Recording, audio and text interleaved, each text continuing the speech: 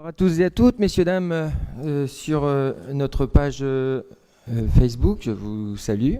Bonsoir à tous et à toutes les personnes présentes dans le public. Mes chers collègues, bonsoir à tous et à toutes. Donc bienvenue pour ce conseil municipal du 2 février 2023 qui verra plusieurs points à l'ordre du jour, notamment un point important qui est donc le débat d'orientation budgétaire, donc présentation du rapport d'orientation budgétaire 2023 que Monsieur Sass nous fera le plaisir de présenter. Avant de commencer et d'approuver notre procès-verbal du conseil municipal du 1er décembre, je vais laisser la parole à notre Benjamin qui va faire l'appel et qui sera notre secrétaire de séance, Monsieur Léonard Zic.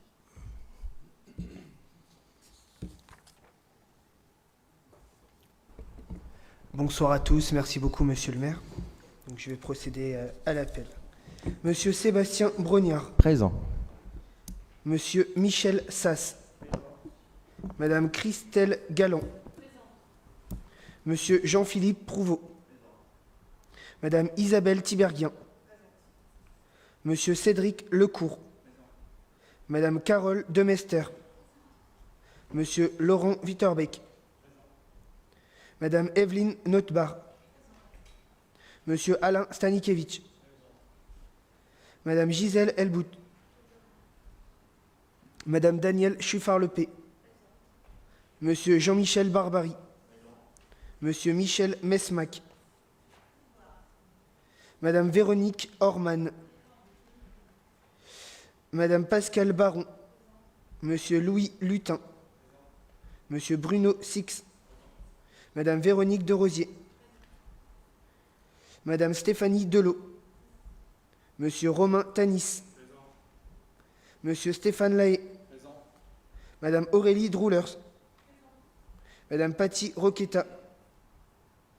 Madame Gwendoline Spotbin.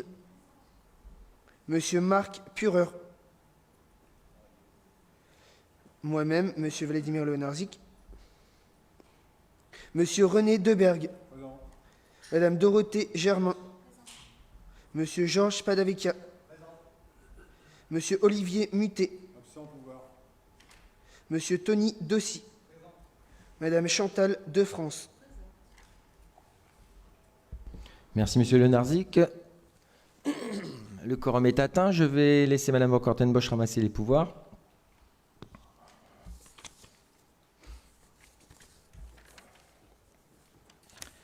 Et donc commencer par vous demander si vous avez tous et toutes reçu le procès-verbal du conseil municipal du jeudi 1er décembre 2022.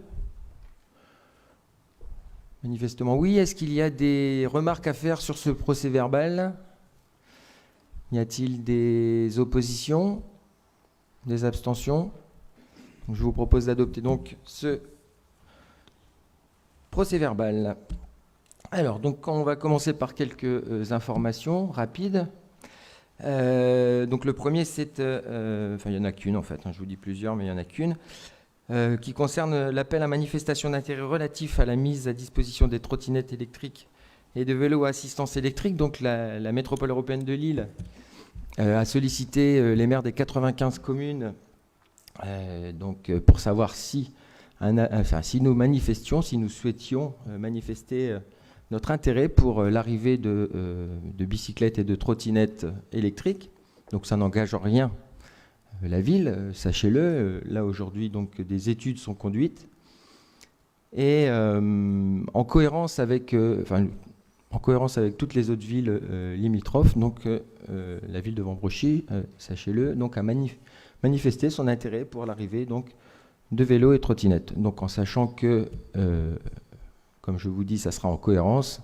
Si les villes autour ne sont pas équipées, ça sera pour nous difficile de nous équiper dans la mesure où ces trottinettes donc, sont des engins, enfin trottinettes et vélos, mais je parle des trottinettes, sont des engins qui pèsent 40 kg, qui sont géolocalisés et qui ne fonctionneront donc que sur des zones qui seront autorisées par les villes qu'elles traverseront. Chaque ville aura également la possibilité de délimiter un secteur où ces trottinettes ne pourront pas rouler. Les villes seront également auront la possibilité de délimiter un secteur où les trottinettes rouleront à 6 km/h, en zone piétonne par exemple, et où elles seront autorisées à rouler à vitesse normale sur la route, donc à, je ne sais plus, c'est 15 ou 20 km/h. L'étude est également faite pour savoir si ces trottinettes seront équipées de casques. Si les trottinettes, les trottinettes en tout cas, d'après ce que nous savons aujourd'hui, ne seront pas permises à circulation pour les moins de 18 ans. Et puis elles devront être rangées à des zones bien spécifiques sur l'espace public des communes. Et si elles ne sont pas rangées à ces zones spécifiques, mais vélo comme trottinette cette fois, la personne qui l'aura emprunté, qui l'aura loué, continuera de payer si le véhicule est mal stationné. Voilà, donc sachez-le, nous avons demandé à la MEL, nous avons manifesté auprès de la MEL donc notre intérêt, tout en sachant que cette manifestation n'engage en rien, je le répète, la commune. Voilà, c'est une première information que je souhaitais vous donner. Est-ce qu'il y a des remarques, des questions sur cette information, Monsieur Deberg? Ouais, en ce qui concerne les trottinettes, j'avoue que, à titre personnel, je suis de plus en plus réticent. Moi qui fréquente les agglomérations et compagnie, je suis affolé un petit peu le comportement de certains, et aussi de l'accidentologie qui est en train de monter en puissance, et ainsi dans les urgences et dans les hôpitaux. Voilà un petit peu, je suis un peu réticent, je ne dis pas non, mais il faudra vraiment être très attentif à l'application des règles qui seront mises en place pour ça. Alors cette problématique, elle est soulevée par beaucoup de maires à la MEL. Monsieur Deberg, sachez que en fait, cette expérience est conduite suite à une expérience qui s'est faite à Roubaix. En fait, il y a une expérience déjà qui a été conduite sur Roubaix. Et en fait, c'est cette expérience qui fait penser finalement que alors, le risque zéro n'existe pas naturellement, mais en tout cas, cette expérience roubaisienne a été concluante. Et j'y passe tous les jours. Ça fait partie de mes réticences parce que je les vois les dépôts de trottinettes à droite et à gauche. C'est pas triste. Hein. Est-ce que ce sont les trottinettes les bleus-verts, enfin, je dirais à la limite, ouais, celles qui sont de couleur bleue, là, je sais pas. En tout cas, sachez le qu'elles stockage, c'est affolant. Hein. Elles sont géolocalisées. Et en tout cas, les élus roubaisiens qui ont fait état de leur expérience sur Roubaix sont très satisfaits.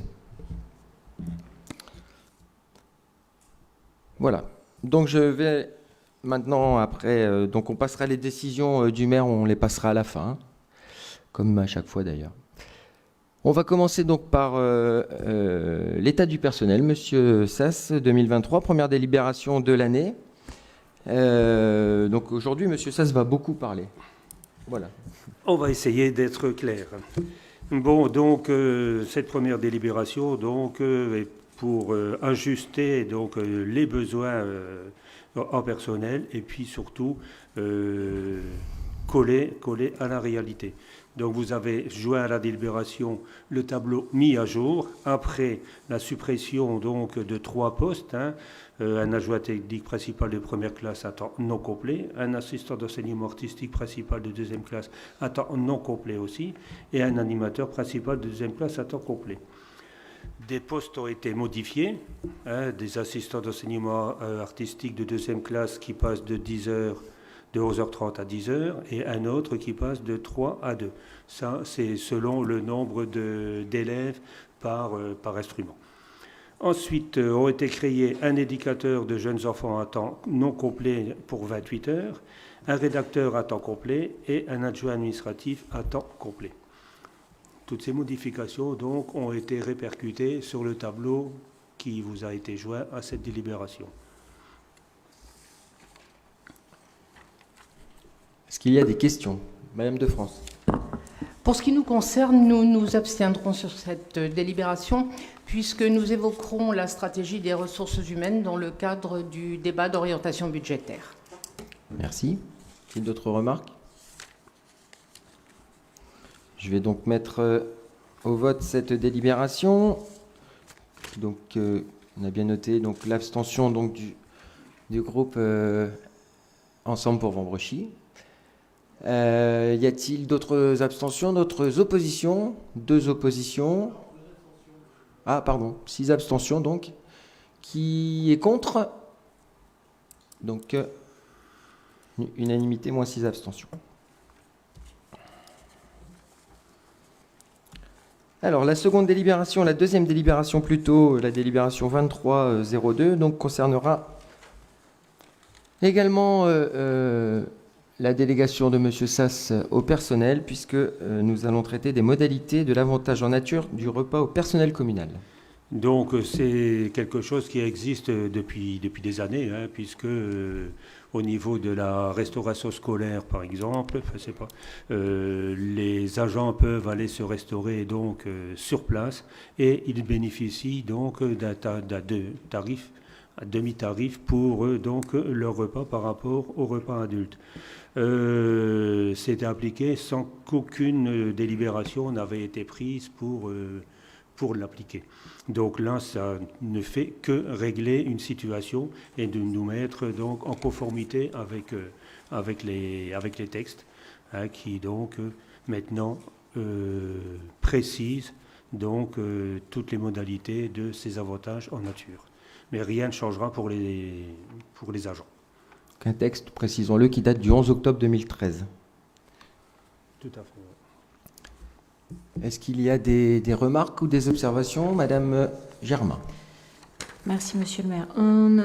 Bien sûr, nous sommes d'accord par rapport à cette délibération, il n'y a pas de souci par rapport à ça. On a juste une question de formulation, parce qu'on s'est posé la question de savoir si c'était bien dans ce sens-là que c'était écrit. Dans la deuxième page, il est marqué « En ce qui concerne les autres personnels précisés ci-dessus ». Et on s'est demandé si ce n'était pas en ce qui concerne le reste du personnel. Puisqu'en fait, ceux précisés ci-dessus, c'est un avantage en nature non déclaré. Et ceux qui sont le reste du personnel, ils doivent être valorisés sur le bulletin de salaire. On s'est posé la question, voilà. C'est juste une... C'est où? Je vois pas. C'est au milieu, c'est ici. Juste au-dessus de la valeur de l'avantage en nature du repas qui est en gras. Il y a ce paragraphe-là, on s'est demandé si c'était en ce qui concerne les autres personnels précisés ci-dessus ou le reste du personnel. Ça mérite. Bosch, vous avez une... Aurélien? Les autres personnels précisés ci-dessus sont les fonctionnaires affiliés à la CNR et à l'IRCANTEC qui ne rentrent pas dans le cadre des agents accompagnant les enfants lors des repas. Voilà. C'est effectivement, la formulation est un peu particulière, mais on s'adresse bien en fait au reste des agents. Oui, c'est bien ça. C'est bien ça. Oui, c'est-à-dire que dans le paragraphe juste avant, il est indiqué que les repas sont fournis au personnel qui, par leur fonction, sont amenés par nécessité de service à prendre leur repas avec les personnes dont ils ont la charge éducative, c'est-à-dire en résumé, ceux qui sont obligés de manger à la cantine. Ceux-là, ce n'est pas des avantages en nature. Ceux qui vont par convenance personnelle, ceux-là, c'est des avantages en nature. Et donc répercutés en tant que tel sur la fiche de paie. Y a-t-il d'autres questions, remarques? Donc, qui est contre cette délibération? Qui s'abstient? Donc vote à l'unanimité. Madame Van Kortenbosch. Alors, délibération suivante, la 2303, concerne la mise en œuvre de la télétransmission des actes budgétaires. Monsieur Sass. Donc là, c'est une délibération technique, hein, puisque les actes budgétaires doivent être transmis pour validation à la préfecture après chaque conseil municipal. Excusez-moi. Et donc là, on demande que l'on puisse transmettre ces actes budgétaires par télétransmission. C'est ce que la préfecture souhaite d'ailleurs. Y a-t-il des remarques sur cette délibération? Qui est contre? Qui s'abstient? Donc vote à l'unanimité. La quatrième délibération 2304 donc est relative aux finances et concerne une dérogation à l'obligation du dépôt des fonds auprès de l'État. Monsieur Sass. Voilà, donc depuis quelques années, les taux de placement, tout comme les taux d'emprunt, étaient proches de zéro et donc il n'était absolument pas intéressant d'essayer de placer de la trésorerie excédentaire. Actuellement, nous avons une trésorerie excédentaire et les taux peuvent avoisiner au niveau du placement les 2 à 3%. Donc, une vente de terrain a été réalisée en fin d'année 2022 pour environ 1,5 million d'euros. Nous souhaitons ne pas laisser cet argent sur le compte ordinaire, si j'ose dire, de la trésorerie et réaliser à partir de là un placement sous forme de compte à terme pour une durée minimum de 6 mois. Et donc, mais pour ça, il faut que l'on puisse donc déroger à l'obligation de dépôt classique, si j'ose dire, à la trésorerie. Nous avons déjà réalisé ce genre d'opération dans les années 90. Des comptes à terme, on en a fait plusieurs, mais après, c'était plus du tout intéressant. Donc, on a arrêté ce processus il y a quand même une bonne quinzaine d'années. Mais là, bon, ça commence à redevenir intéressant. Donc, pourquoi passer à côté des intérêts sur 1,5 million d'euros? Y a-t-il des remarques, des questions? Qui est contre cette délibération? Qui s'abstient? À l'unanimité. Alors, nous allons changer de délégation. Nous allons passer à la délégation Petite Enfance Jeunesse, conduite par Madame Demester, concernant la Convention territoriale globale, la CTG, et le renouvellement de cette convention. Merci, Monsieur le maire. Donc, en décembre 2020, la ville de Wambrechy, la Caisse d'allocation familiale, ont conclu une convention territoriale globale, la CTG, donc pour la période 2020-2022. Ces dispositifs ont pour objectif d'identifier les besoins prioritaires sur la commune, de définir les champs d'intervention à privilégier au regard de l'écart offre-besoin, de pérenniser et d'optimiser l'offre des services existantes par une mobilisation des cofinancements, de développer les actions nouvelles permettant de répondre à des besoins non satisfaits des services existants. L'accroissement de la population, les transformations sociétales et la transition écologique sont des enjeux qui nous font réfléchir à Wambrechy de demain. Grâce à l'analyse des besoins sociaux et à un diagnostic du territoire autour des 0-17 ans qui concerne 2300 jeunes wambrecitains, il a été dessiné en 2022 un plan d'action avec les politiques, les acteurs de terrain, nos partenaires et la population. Les enjeux de la petite enfance sont de favoriser l'accompagnement harmonieux et continu des familles au sein des services par l'orchestration d'un ensemble d'acteurs confirmés de la famille et du jeune enfant.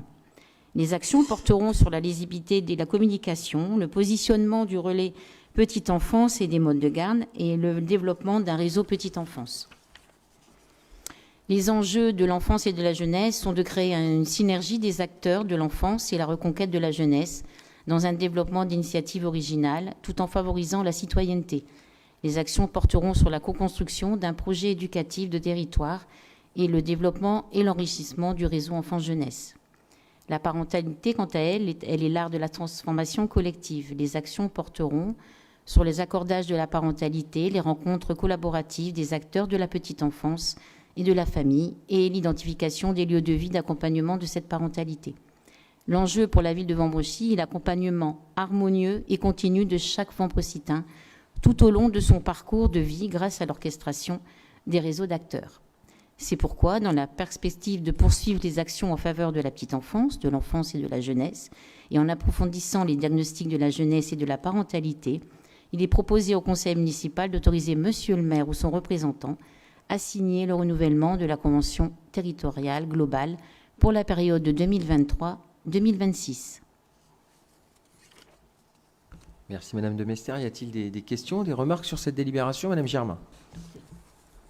Merci, Monsieur le maire. Lors du conseil municipal du 15 juin 2021, nous avons voté effectivement à l'unanimité la délibération 2147 vous autorisant la signature de la CTG et le recrutement d'un chargé de projet. Nous renouvellerons cet accord lors de ce conseil municipal. Par contre, au cours des échanges, vous nous aviez précisé, Monsieur le maire, je cite, l'objectif d'embauche est de faire 2 tiers, 1 tiers, 2 tiers pour la CTG, 1 tiers pour le CCAS par rapport au chargé de projet. Vous nous aviez précisé qu'il s'agissait d'un contrat de 18 mois, 100% CTG en 2021, puis avec une délégation CCAS d'un tiers de temps au cours de 2022. A priori, la bascule du CCAS n'a pas eu lieu en 2022 puisque vous lancez un recrutement plein temps pour le CCAS actuellement. 3 questions, Monsieur le maire. Premièrement, Envisagez-vous la poursuite d'un agent chargé de la CTG et celui-ci sera-t-il sur la base d'un plein temps? Qu'en est-il du recrutement actuellement pour le CCAS? Deuxièmement, vous avez présenté un film sur la CTG lors de la commission qui a priori était très bien. Serait-il possible qu'il soit présenté à l'ensemble du conseil municipal et éventuellement également proposé à la population sur le site de la ville? Troisièmement, dans la délibération 2305 de ce jour, vous évoquez, je cite, qu'il a été dessiné en 2022 un plan d'action avec les politiques, les acteurs de terrain, nos partenaires et la population. Quel est le contenu de ce plan d'action? Dans votre délibération, nous n'entrevoyons que des stratégies ou objectifs généraux, mais rien de concret. Auriez-vous un plan d'action détaillé à nous présenter avec une planification pour la deuxième partie de votre mandat? Merci, Monsieur le maire. Une question, je répondrai à la troisième question. Alors, donc, concernant la première question et l'embauche d'une personne qui a assuré la CTG, hein, faut savoir que la CTG, cette convention, au départ, elle est faite pour faire un diagnostic. Donc effectivement, j'assume ce que j'ai dit, le diagnostic là est en passe d'être terminé, et je réponds en partie à cette troisième question, mais je laisserai la parole à Madame de Mester ensuite. Et suite à ce diagnostic, effectivement, un plan d'action concret sur 2023-2026 qu'on pourra vous présenter naturellement est écrit. Donc ça, c'est rédigé. On a un plan d'action donc, qui concerne les 3 thématiques jeunesse, enfance, petite enfance, enfance, jeunesse et parentalité. Donc là-dessus, on a vraiment un plan qui est déjà sur 2023, d'aujourd'hui à la fin de l'année, et puis ensuite 2023, donc d'aujourd'hui jusque 2026. Ça, c'est la première partie, mais je laisserai la parole à Madame de Mester là-dessus. Concernant le travail donc, de notre coordinatrice CTG, effectivement, je vous avais dit 1 tiers, 2 tiers, mais ça ne remet en rien en question ce que je vous ai dit, puisque l'objectif, c'est de recruter un directeur CCAS qui, lui, va conduire une politique, mais ça, on en parle régulièrement en conseil d'administration CCAS, qui lui va conduire va mettre en place notre politique, la politique que nous déciderons ensemble d'ailleurs, puisque vous êtes partie prenante du conseil d'administration CCAS. Et l'objectif, aujourd'hui, vous savez, tout comme moi, que ce CCAS, il est pauvre en agents. On n'a pas du tout à la ville de Vambrechy des personnels sociaux. Les personnels qu'on a, ce sont des personnes qui n'ont pas forcément ce caractère social. Donc effectivement, ce directeur arrivera pour me mener la mission que je viens de donner. Et puis, il sera forcément épaulé par d'autres personnes. Et on en parlera au niveau du budget. Vous verrez que j'ai demandé à la ville, en tant que président du CCAS, de mettre un budget relatif justement à la conduite d'agents de terrain, sociaux en tout cas, sur le CCAS. Et donc ce tiers, aujourd'hui, que je vous avais présenté comme étant une veille sociale, il est toujours d'actualité naturellement. Il viendra épauler le directeur du CCAS qui sera recruté. Ça, c'était par rapport à la première question. La deuxième question, effectivement, Madame la coordinatrice de la CTG a présenté un film qu'on pourra effectivement vous présenter lors du prochain conseil d'administration du CCAS, et pourquoi pas en conseil municipal. Il n'y a vraiment pas de... Oui, bien sûr. Non, mais je veux dire... J'entends, mais on pourra le présenter aux deux parce que ça intéresse également le conseil d'administration du CCAS et il n'est pas composé que d'élus du conseil municipal. Donc on proposera ça effectivement, si vous voulez, en guise d'introduction du conseil municipal de mars, sans souci. Et je laisse la parole donc à Madame de Mester pour la troisième partie. Je vous remercie, Monsieur le maire. Si j'ai bien compris, il y aura donc un directeur du CCAS et la personne à plein temps sur la CTG sera 2 tiers CTG, 1 tiers CCAS. Globalement, c'est ce qu'on avait annoncé. Mais en sachant que là, aujourd'hui, la mission CTG est en passe de se terminer, puisque le diagnostic, là, il n'est pas tout à fait terminé. Mais je veux dire, la tâche, elle est quand même bien moins moindre qu'elle n'était à l'arrivée de notre coordinatrice. Donc je reviens sur ma question sur le CDD, qu'elle avait eu le contrat de projet de 18 mois, parce qu'il se termine là actuellement, où il est fini. Vous l'avez renouvelé? Là, aujourd'hui, c'est une bonne question. Oui, c'est une bonne question. Madame Préau est titulaire. Ah oui, Ah bah Elle voilà. est partie sur un contrat de C'était un projet contrat. et finalement c'est une titulaire que nous Ah, avons d'accord. recrutée. Ok. Merci. Alors, je vais compléter un tout petit peu, Monsieur le maire. Effectivement, le diagnostic doit être approfondi, et notamment au niveau de la jeunesse. Hein. C'est pour ça qu'il a été donc mis dans cette délibération. Les actions, alors, quand on parle d'actions, effectivement, pour 2022, moi, je dirais que il y aura un plan d'action, mais ce qui était évoqué pour moi, ce sont les pistes et notamment ce qui s'est dit, notamment dans les tables rondes à la suite, en complément de l'ABS. Voilà, et donc on voudrait poursuivre justement ces tables rondes. Et c'est là où il y avait les élus, les partenaires, la population qui a assisté à ces tables rondes. Voilà.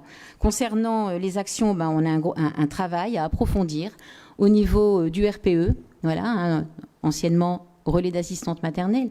Ce RPE doit vraiment devenir un lieu de ressources, d'échange, d'accompagnement pour les familles, bien sûr aussi pour les assistantes maternelles et aussi les gardes à domicile et surtout un accompagnement des familles. Donc RPE, Voilà. réseau petite enfance. Hein, madame, oui, tout à fait. Relais petite enfance. Relais petite enfance, pardon.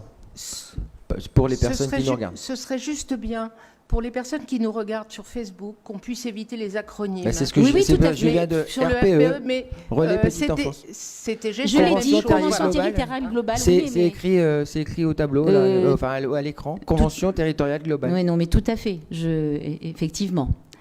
Après, nous allons bientôt avoir des nouvelles, j'ose dire, de la COGE, Convention d'objectifs et de gestion, signée entre l'État et la Caisse d'allocation familiale, qui nous donnera aussi des directives. Ça, je pense qu'on va recevoir ça, à mon avis, dans le deuxième semestre de l'année. Voilà. Je ne sais pas ce que je peux encore compléter. Je suis surtout en attente de voir ce fameux plan d'action détaillé, puisque vous nous le proposez avec grand plaisir. Pour revenir sur ce poste de titulaire sur le contrat de projet, puisque c'était un contrat de 18 mois, finalement, si c'est un diagnostic qui a été fait et qu'après la fonction s'arrête, sur quelle mission vous allez la mettre ? Bah là, aujourd'hui, je vous dis sur la veille sociale, mais en fait... je pense que Madame Préau, là, elle continue sa mission. Donc, tant que la mission n'est pas terminée, pour le moment, elle poursuit. Donc, après, une fois qu'elle nous dira, voilà, je suis en passe de terminer, effectivement, on aura une réflexion supplémentaire. Mais là, aujourd'hui, on va lui laisser terminer cette mission, qui n'est pas... voilà, il faut vraiment qu'elle achève ce pourquoi elle était engagée. J'oserais aussi rajouter, Monsieur le maire, que nous avons signé la première convention territoriale, le CTG, fin décembre 2020, donc en quelque sorte nous avons perdu une année. En 2021, c'est vrai qu'il ne s'est pas passé grand-chose et Madame Préau a été donc recrutée début janvier 2022. Donc ça fait vraiment qu'une petite année. Et il faut reconnaître son territoire, il faut du temps. En tout cas, je tiens à la remercier pour le travail qu'elle a fait. Alors, je ne sais pas si elle nous regarde, mais en tout cas, ah bon, elle nous regarde. Donc, bonjour Madame Préau. Le travail qu'elle a fait est un travail qualitatif, connu et reconnu d'ailleurs par les services de l'État. Merci à elle. On va voter. Y a-t-il d'autres remarques? Y a-t-il des objections à cette délibération? Des abstentions? À l'unanimité, merci. Alors, je vais laisser la parole maintenant à Monsieur Lecourt, donc sur une délibération relative aux travaux, notamment aux travaux de l'hôtel de ville et la rénovation thermique et sa restructuration concernant des demandes de subventions. Merci beaucoup, Monsieur le maire. Donc, en date du 13 avril 2021, nous avions autorisé Monsieur le maire à solliciter les diverses dotations et fonds de concours dans le cadre des travaux de rénovation thermique de l'hôtel de ville. Il est nécessaire de redéposer donc un dossier cette année en 2023 pour la demande des dotations de soutien à l'investissement local pour cette année, donc le DSIL. Il est donc proposé au conseil municipal de solliciter une aide financière au titre du soutien de la rénovation thermique et à la mise aux normes dans le cadre de la DSIL à hauteur de 40% du coût total hors taxe de l'opération, d'approuver le plan de financement prévisionnel 6 juin derrière et autoriser Monsieur le maire et son représentant à signer tout document relatif à ce projet. Et donc au dos de cette délibération, vous avez effectivement les dépenses totales concernant la réfection de la nouvelle mairie qui s'élève à 3 744 239 € pour un financement total à 100%, suite une subvention qui s'élève à 2 963 697 €. Reste à charge pour la collectivité 780 542 €. Alors, Voilà, DSIL, dotation donc, de soutien à l'investissement local. Hein. Tout à fait, c'est Ouais. ce qui est inscrit. Y a-t-il des remarques, des questions? Monsieur Spadavecchia. Merci. Merci, Monsieur Lecourt, pour ces précisions. Rien. Monsieur le maire, je m'étonne un tout petit peu que vous qui êtes très sourcilleux, et à juste titre, sur le contenu des commissions, je découvre cette information en regardant, en lisant mon ordre du jour du Conseil. Bon, ça n'a pas été évoqué, mais c'est pas grave. Et naturellement, nous nous félicitons que ces subventions aient été obtenues. Notamment, je note qu'il y a des subventions européennes qui sont relativement importantes. Même si, et il faut quand même toujours l'avoir présent à l'esprit, les subventions qui viennent du gouvernement, de l'État, les subventions étatiques, c'est quand même financé par l'argent des contribuables français. Donc, il faut quand même, quand on se félicite d'obtenir des subventions, ça n'exclut pas qu'on doive être extrêmement circonspect et consciencieux dans l'utilisation des fonds publics. Malgré tout, même si nous considérons, nous l'avons répété, nous le répétons depuis 2020, que ce chantier n'était pas prioritaire, nous voterons dans l'intérêt de la ville cette délibération.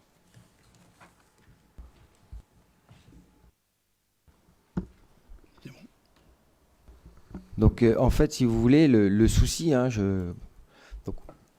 je vous rejoins pas forcément sur la priorité de ce chantier, parce qu'encore une fois, ça met... moi, il fallait vraiment répondre à des conditions de travail des personnes qui y travaillent. Ça, c'est vraiment un objectif très, très important. Ça, c'est le premier point. Et deuxième point, il y avait quand même déjà 500 000 € qui étaient engagés dans ces travaux par l'ancienne municipalité. Je veux dire, ces 500 000 €, il ne fallait pas non plus qu'ils soient perdus. Vous parlez de l'argent public, évidemment, 500 000 €, c'est l'argent des Vambrocitains, là, pour le coup. Donc voilà, donc nous avons poursuivi ce chantier qui avait été voté par l'ancienne municipalité, tout simplement. Voilà, donc, mais ce chantier répond vraiment à un besoin des personnes qui travaillent dans la mairie, parce que les conditions de travail qui sont offertes ne sont pas bonnes. Et deuxièmement, ça répond aussi à un caractère éco-responsable, parce que ce bâtiment, c'était une passoire énergétique qui est très énergivore. En chauffage l'hiver, je pense que la consommation, Monsieur Lecourt pourra peut-être en dire un mot, parce qu'il suit ça de très près avec nos partenaires que sont Dalkia et Dalkia, le partenaire au niveau du gaz. C'est ça. Dalkia, tout à fait. C'est un bâtiment qui est très froid l'hiver et très chaud en fait l'été. Malgré la chauffe, quoi. Donc voilà, en fait, tous ces travaux sont faits pour résoudre ces deux problèmes prioritairement. Un, je répète, les conditions de travail de nos agents, et deux, répondre à un besoin sociétal éco-responsable. Et puis financier aussi, puisque ces travaux, finalement, nous feront économiser de l'énergie, puisque nous allons sortir du gaz pour avoir un système de chauffage en géothermie. Et puis, nous aurons des détecteurs de mouvement dans toutes les endroits qui ne sont pas occupés en permanence, ce qui permettra de réduire les consommations d'énergie électrique. Et puis effectivement, ce bâtiment sera isolé. Donc, ça va vraiment nous permettre aussi de diminuer nos dépenses de fonctionnement. Excusez-moi, mais les questions de priorité, effectivement, vous avez défini vos priorités. Vous vous inscrivez d'ailleurs, et bon, ça n'est pas si mal, dans l'action engagée par Daniel Jansens, hein, qui a été un maire admirable, hein, et que j'en profite pour saluer une nouvelle fois quand même. On lui doit le Vambrochy d'aujourd'hui. On lui doit aussi l'essentiel de ce qui fait votre mandat. Donc voilà. Mais nous avions, pour ce qui nous concerne, d'autres perspectives qui étaient des perspectives qui tendaient à protéger les plus précaires, les plus faibles, et à mettre en place une structure permettant l'échange entre les gens. Alors vous allez me dire, vous faites le Vambrocylien, bon, ok.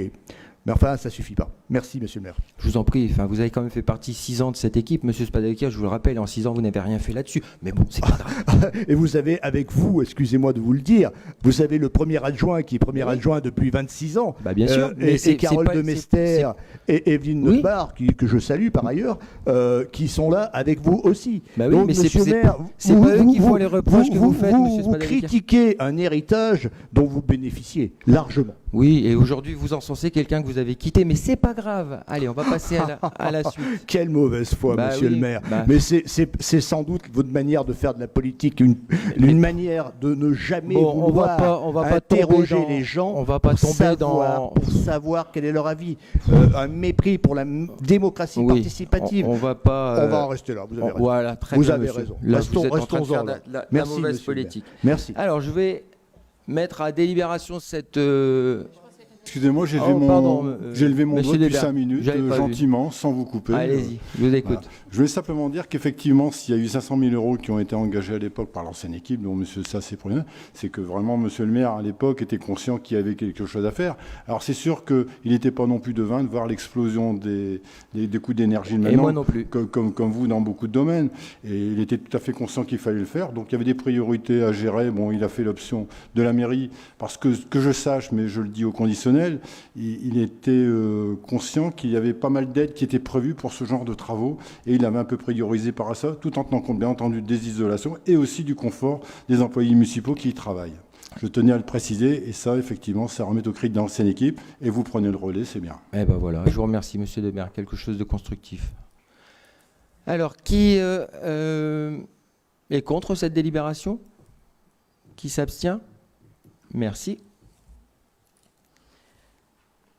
Alors, je vais laisser maintenant la parole à monsieur Prouveau, concernant donc la facturation des badges d'accès aux bâtiments municipaux que nous allons équiper. Merci, monsieur le maire. Bonsoir à toutes et à tous.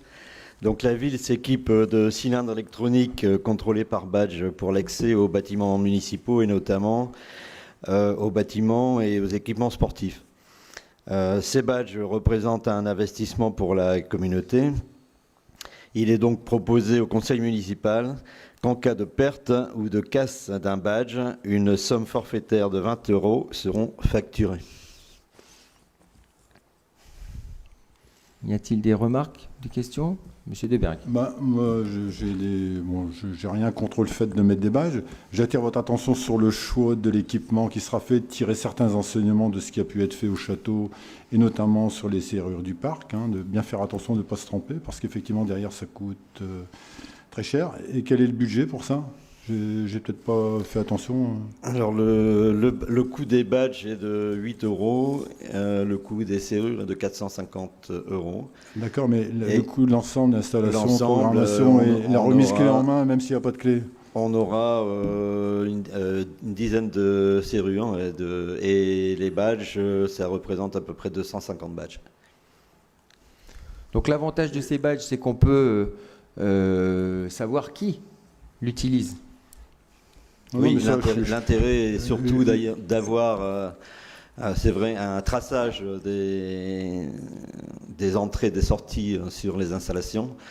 Et à terme, on espère avoir un petit peu plus d'autonomie au niveau des associations, ce qui fera des économies au niveau des astreintes.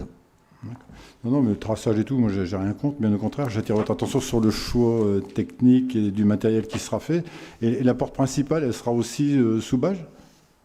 L'entrée principale. Alors pour l'instant, l'entrée principale, c'est-à-dire la grille, ne sera pas sous badge parce qu'elle va être changée.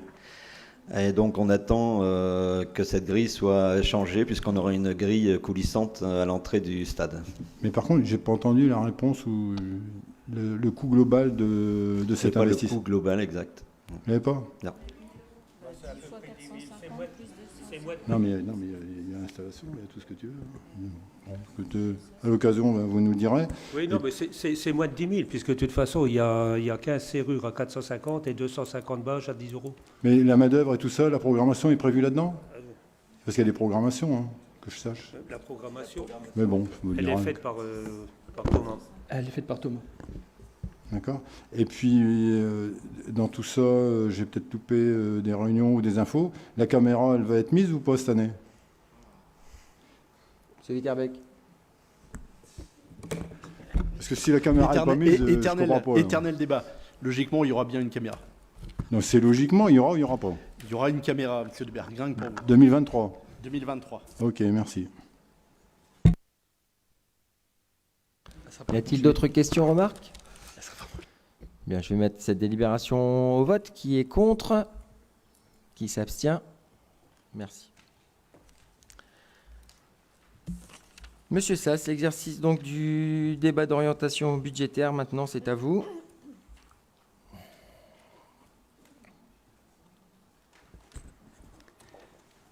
Merci, monsieur le maire.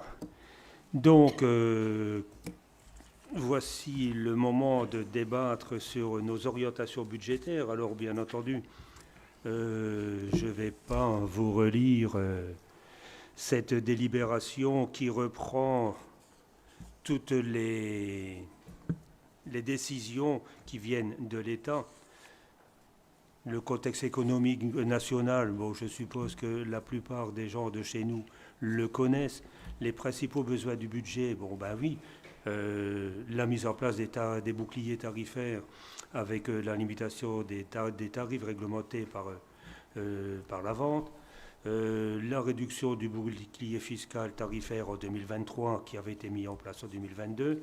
Donc ça, ce sont toutes des décisions gouvernementales. Et ce qui nous intéresse, bon, bien sûr, savoir que la dotation globale de fonctionnement est fixée à 26,931 milliards d'euros en 2023 et en hausse par 2022.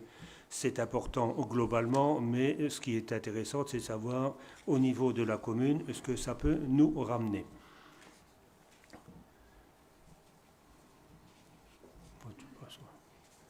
Donc, on vous présente le précompte administratif 2022. C'est à quelques euros près, à mon avis, ça sera le compte administratif que l'on vous présentera donc au mois de mars. Si toutefois nous avons le compte de gestion qui nous arrive de la trésorerie, ce qui devrait être tout à fait le cas. Donc vous pouvez voir que le total des dépenses de fonctionnement s'établit à 12,8 millions à peu près, alors que les recettes s'établissent à 13,7 millions à peu près, ce qui nous donne un résultat de fonctionnement positif de 900 000 euros. Avec des produits exceptionnels que vous pouvez voir, des 1 540 817, c'est ce qui correspond donc à notre vente qui a été donc réalisée en fin d'année. Hein, c'est les derniers terrains du quartier Est qui vont être donc mis en activité donc au cours de l'année. Au niveau de l'investissement, ce que l'on peut voir, c'est que les dépenses s'établissent à quasiment 3 millions d'euros pour 2 500 000 de recettes, dont 2 183 000 d'autofinancement, puisque c'est le virement de la section de fonctionnement, ce qui nous donne un déficit global de 418 000 euros, qui sont compensés entièrement par l'excédent de 2021 qui était d'un peu plus de 500 000 euros. Donc on repartira le budget 2023 avec un excédent d'environ 100 000 euros pour l'investissement. Voici donc un graphe qui reprend donc l'évolution des dépenses et des recettes depuis 2019. Donc vous avez bien sûr une variation au niveau des dépenses et des recettes qui sont linéaires, si j'ose dire, avec donc les recettes qui augmentent comparativement donc aux dépenses. Mais là, je parle bien des recettes réelles, des recettes réelles de fonctionnement. On peut voir que s'il y a des augmentations régulières, malgré tout, les dépenses ont tendance à rattraper donc les recettes. C'est ce qu'on appelle l'effet ciseau. Cet effet ciseau est constaté depuis quasiment 2018, puisque depuis 2018, l'épargne nette ne dépasse pas les 500 000 euros, alors qu'en 2014, c'était environ 1 700 000 d'épargne nette. L'épargne nette a diminué. C'est une situation qui est tenable tant qu'il n'y a pas d'investissement, de projet d'investissement. Mais c'est une situation qui ne doit pas perdurer. Donc notre stratégie pour 2023, c'est de concilier un programme d'investissement ambitieux et de respecter bien sûr les équilibres financiers. La baisse des dépenses réelles de fonctionnement de budget à budget, puisque là, le budget que nous vous proposerons sans doute sera en baisse d'un peu moins de 6%, alors que les recettes, elles, augmenteront de 2%.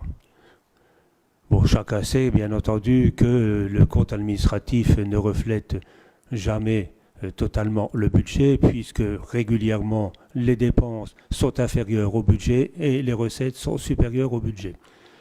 Donc la mise en œuvre d'un plan d'investissement, puisque, bien entendu, il y a des choses à créer depuis quelques années.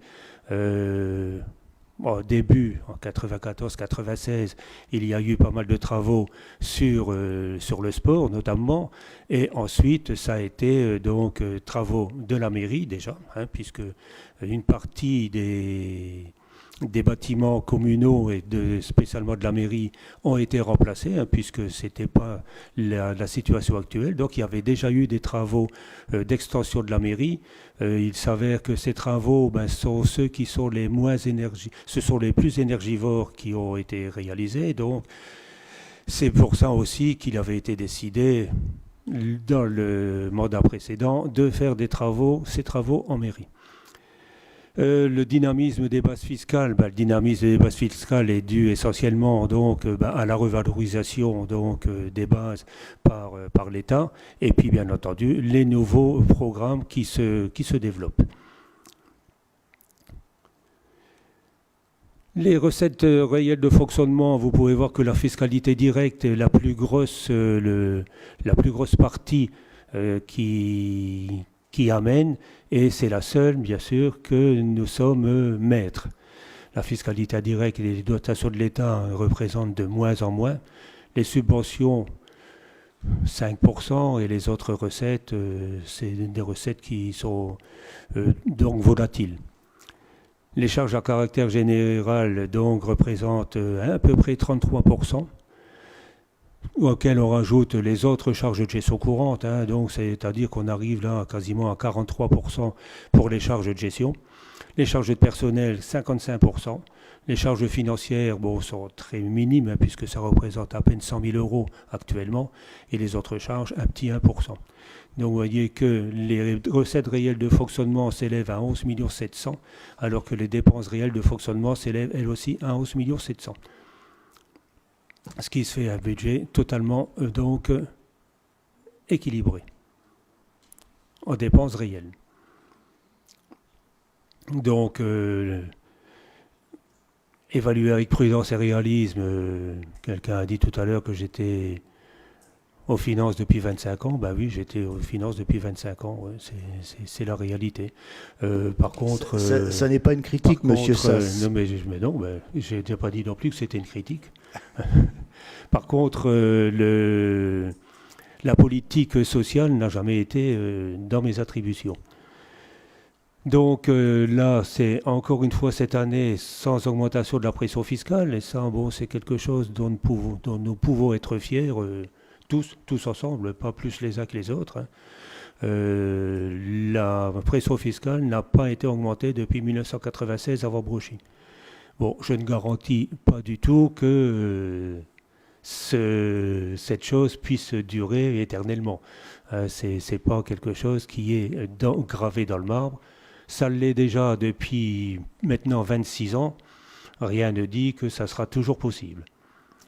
Le dynamisme des bases fiscales, bien entendu, nous en avons déjà parlé.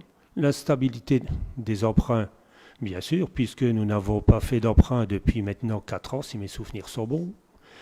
Les augmentations des charges du personnel, alors ça, nous y reviendrons, hein, parce que ça, c'est vrai que c'est quelque chose, c'est sûr. Les bases, les charges à caractère généraux.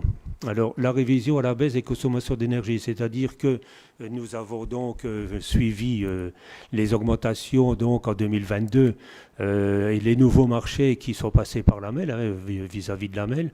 Donc, nous avons des marchés globaux. Nous avions donc bien anticipé, on avait quand même fait une décision modificative de 300 000 € en fin d'année pour couvrir les charges de gaz et d'électricité. Donc là, visiblement, pour 2023, le contrat tient encore, donc ça ne devrait pas avoir d'augmentation en 2023 par rapport aux augmentations de 2022. Rien n'est garanti pour la suite, hein, ça, tout le monde le sait. Peut-être que ça baissera, peut-être que ça augmente. On ne sait plus très bien là à quelle sauce on sera mangé, étant donné qu'on peut voir maintenant. Ça n'a peut-être pas grand-chose à voir avec le budget actuel, mais quand on voit que le gasoil repasse à 2 €, au-dessus de 2 €, alors que le baril baisse, on se pose des questions. Donc les orientations budgétaires, là on vous fait un petit focus sur 2021 jusqu'à 2025. On a regroupé le chapitre 11 et 65 qui sont les charges générales bon, pour le fonctionnement de la ville, qui passe de 4 400 000 en 2021 à 5 millions en 2025. Hein, on fait un focus jusqu'en 2025. Les dépenses de personnel, elles, augmentent, hein, c'est évident. 5 700 000 en 2021, on passe à quasiment 6 600 900 000 € de plus en 2025, hein, sur 5 ans. Faut savoir que nous avons commencé à entamer une politique de stagiarisation donc de nos contrats à durée déterminée. On va essayer de la poursuivre, mais il n'y a pas que ça, bien entendu. Hein, il y a la revalorisation des indices et les augmentations classiques. Les charges exceptionnelles, elles, ne bougent quasiment pas. Hein. Et l'intérêt de la dette, l'intérêt de la dette en 2023, on l'a laissé à 100 000 € parce que si nous empruntons cette année, ça sera dans le dernier trimestre. Donc les intérêts ne seront pas payés sur l'année. Il y aura peut-être des ICNE, mais rien de plus. 2024 et 2025, bien sûr, avec les emprunts qui sont prévus dans les plans de financement de nos travaux, là, bien entendu, ça va augmenter. Maintenant, les dépenses de personnel. Donc, on vous présente un petit peu la structure des effectifs donc présents au 31 décembre 2012. Vous avez 10 contractuels permanents, 45 contractuels non permanents et 106 donc stagiaires et puis personnel classique. Les catégories d'agents des statutaires, 106. Hein, et puis, donc, ça représente un équivalent temps plein, 100. Et pour les contractuels permanents, ça représente la moitié. Hein. Et puis les contractuels non permanents, ça représente à peu près 80%. Là, par filière et par catégorie. Alors par catégorie, c'est relativement simple. Et par filière, là, vous avez le détail. La filière technique qui représente le plus grand nombre. L'administrative qui représente 28 agents. L'animation, quasi égale, 26. La culture, 15 agents. Et puis ensuite, la police municipale. Et il y a un truc que j'arrive pas à lire, mais... le social, voilà. Donc les catégories A, les catégories B et puis les catégories C. Catégorie A 10%, catégorie B 32%, le reste catégorie C. Il y a un problème. Parce que 10 plus 119, ça fait beaucoup. Mais bon, on va peut-être revoir les commentaires. Les mouvements prévus en 2023. Donc il y a des départs en retraite qui sont prévus. Hein, et donc on a une croissance du nombre d'habitants. Ça, c'est évident. Donc, bien sûr, l'accompagnement périscolaire, les accueils de loisirs, la voirie, là, ça reste à peu près aux mêmes choses, mais surtout la maintenance des bâtiments. Maintenance des bâtiments, j'attire un peu votre attention là-dessus, c'est-à-dire que les bâtiments, certains bâtiments sont vieillissants. Et il faut absolument donc intervenir dessus, que ce soit au titre du Mérule ou d'autres. La dernière nouvelle, c'est vous avez pu voir qu'au niveau de la Fondation-le-Doubs, il y avait été posé donc des échafaudages un peu tout le tour, c'est-à-dire que ce bâtiment n'a pas fait l'objet de travaux depuis des décennies et que là, il est absolument urgent d'intervenir dessus parce que si on n'intervient pas, les murs vont carrément s'écarter et le bâtiment va s'écrouler. Donc là, il faudra donc intervenir en priorité sur ce bâtiment. Et ce n'est pas le seul sur lequel il faudra intervenir d'ailleurs, puisqu'il y a aussi les ateliers qu'il faudra bien finir par réparer. Les assurances commencent à se mettre d'accord. On va donc embaucher une éducatrice de jeunes enfants au sein de la crèche, un recrutement qui est prévu mais qui n'était pas encore réalisé. Un responsable du relais petite enfance, ça on en a parlé déjà tout à l'heure, un agent de voirie et un agent de la logistique dont le recrutement sera lancé en cours d'année. L'agent de la logistique, c'est essentiellement pour venir en soutien donc, de notre responsable qui est caché quelque part, mais bon, il est là-bas. Notamment donc tout ce qui est éclairage et sonorisation. Tous les autres départs, bien sûr, feront l'objet d'une étude précise sur l'opportunité de remplacement ou de redéploiement des missions, puisque nous avons des agents qui partiront, ça c'est sûr. On ne peut pas empêcher les gens de chercher mieux et peut-être mieux payé ailleurs. Donc là, automatiquement, il y a des gens qui partiront, ils seront remplacés si c'est nécessaire. Si ça ne l'est pas, on réfléchira. Donc les situations individuelles actuellement en cours, ça c'est ce que je vous ai dit tout à l'heure, on est occupé de stagiairiser quelques agents qui sont donc contractuels. Et on continuera donc bien sûr cette analyse tout au long de l'année. Donc là vous avez la répartition des rémunérations, vous voyez la typologie par agent avec les apprentis, les contractuels, les vacataires, les animateurs et les statutaires. Les statutaires bien sûr représentent la plus grosse partie, puisque c'est plus de 4 millions, alors que les contractuels représentent 1,5 million. Les animateurs des centres de loisirs 250 000 €, les vacataires et puis les apprentis 20 000 € chacun. Donc on passe de 5 600 000 à 6 400 000 € donc d'augmentation entre 2021 et 2022. Donc l'évolution de ces dépenses de personnel, plusieurs éléments bien sûr ont agi sur la masse salariale en 2022, une réforme des grilles indiciaires bien entendu, des relèvements successifs du minimum de traitement, l'augmentation du SMIC qui a augmenté de 5,63 en décembre 2021 et en août 2022, l'augmentation du point d'indice de 3,5% pour tous les fonctionnaires au 1er juillet, le versement obligatoire d'une indemnité de fin de contrat pour les contrats courts et l'effet mécanique du glissement vieillesse et technicité. Et aussi, en 2023, il y aura aussi une participation dans la prise en compte donc, de la mutuelle à un niveau de 15 € par agent.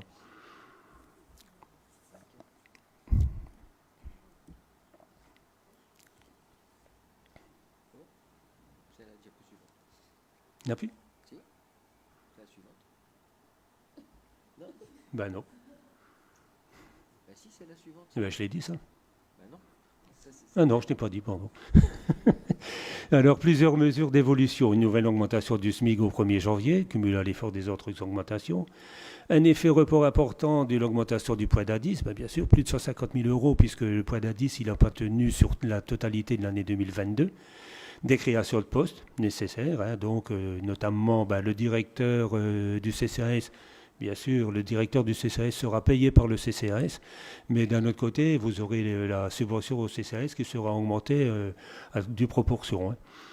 Développement des actions de prévention par l'achat de matériel adapté, développement de la formation et ainsi le coût de l'adhésion à la convention sociale du centre de gestion du Nord, qui augmente. Le détail de la rémunération, bon là, c'est traitement indiciaire, c'est la représentation graphique du tableau qu'on a vu tout à l'heure avec les apprentis et ainsi de suite. Le chapitre 12, donc là, une courbe simple, voilà, que vous voyez partir d'un peu plus de 500 000 euros en 2019 pour frôler les 700 000 euros en 2026. Chapitre 12, oui, c'est les charges de personnel. On est toujours dans le même chapitre, hein, toujours des charges de personnel. Alors là, gestion de la dette et de la trésorerie. Donc là, vous avez un encours de la dette au 1er janvier 2023 qui s'établit à 3 853 000, un peu moins de 4 millions, hein, avec un taux global actuariel de 2,24%. Le nombre d'emprunts, il est à 8 emprunts pour le moment, avec un taux moyen à 2,17 pour l'exercice.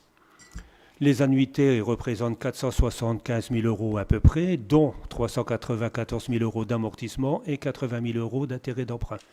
Les ICNE, ce sont les intérêts courus non échus, hein, c'est-à-dire ce qui, pour un emprunt qui a eu, je vais prendre un exemple, sa dernière échéance au mois de novembre et que la suivante est au mois de janvier, on calcule les intérêts non échus de novembre et décembre. Et ça représente donc 9 600 euros. Là, c'est l'évolution de l'encours donc, depuis 5 ans. Donc, vous pouvez voir qu'il avait légèrement augmenté en 2020, puisqu'un emprunt avait été contracté pour les travaux, les fins des travaux du château de Robersart, qui, entre parenthèses, ont été très fortement réalisés par autofinancement. Donc, depuis, ça baisse, bien entendu, puisqu'il n'y a pas eu d'emprunt réalisé ces dernières années. Là, c'est l'extinction de l'encours, c'est-à-dire que les derniers emprunts seront finis de rembourser, ceux qui existent actuellement, bien sûr, en 2037. Ce qui expliquera le tableau suivant qui donne donc des durées résiduelles de 14 ans. Donc ça, c'est les besoins de financement prévisibles pour 2023, 24 et 25. Donc vous voyez que là, sur la totalité donc, des 3 dernières années, nous allons emprunter, le besoin de financement s'établit à peu près 11 millions d'euros, sans tenir compte des subventions qui sont possibles, bien entendu. Hein. Parce que quand on dit besoin de financement, c'est emprunt plus subvention. Les ratios. Bon, vous avez des ratios qui restent très stables. Les barres, c'est l'encours par habitant. Étant donné que les emprunts diminuent automatiquement, l'encours par habitant diminue également. L'encours par habitant actuellement est de 200 euros par habitant. Alors que l'annuité par habitant, c'est-à-dire ce que l'emprunt coûte à l'habitant par an, est inférieur à 40 euros, c'est à peu près 35 euros par habitant. L'évolution des annuités, ça c'est capital, intérêt et frais. Donc vous avez les intérêts en vert clair et le capital en vert foncé.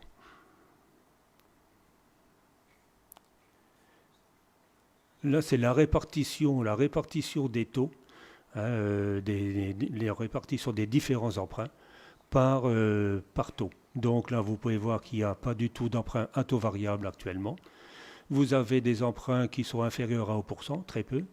Des emprunts qui sont compris entre 1 et 2%. Et un vieil emprunt qui est supérieur à 4%.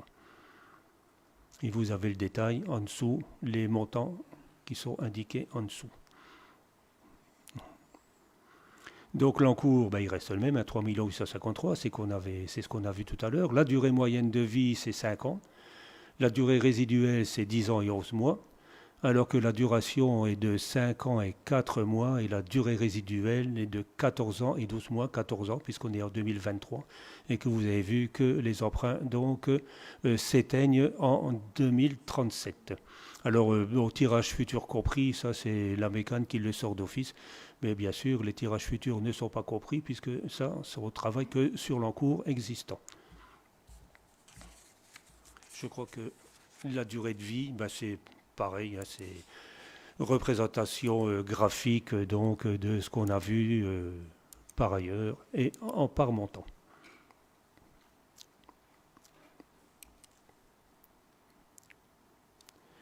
Le programme d'action donc 2023 et suivant, la rénovation de l'éclairage public, ça c'est quelque chose qui est récurrent depuis des années. Hein. Il faut continuer à travailler sur cet éclairage public. Le château de Robersart est donc terminé. Le réaménagement du parc public a été terminé en 2021. La vidéoprotection, donc là, on poursuit à environ une moyenne de 150 000 euros par an, avec un petit dépassement en 2022 et en 2023. Restructuration de la mairie, donc déjà dû réaliser en 2021 et 2022, et nous continuons donc avec 2,5 millions à peu près sur 2023 et la fin en 2024 pour 500 000 euros.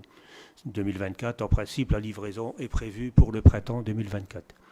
Ensuite, les études de construction d'un complexe sportif sur le quartier Est, hein, des prévisions sur 2023 qui s'établissent à 600 000 euros, essentiellement l'architecte, et ensuite donc le reste donc sur 2024-2025. Il y a une deuxième page, donc aménagement et végétalisation du cimetière, donc sur 2 exercices à peu près pour 350 000 euros globalement. Et la rénovation thermique de l'école Ferry, hein, qui a déjà donc fait l'objet de quelques études en 2021 et 2022, et donc qui est étalée donc sur 3 ans pour un montant global d'un peu plus de 750 000 euros. La mise en sécurité du multi-accueil, donc ça sera réalisé entièrement sur 2023.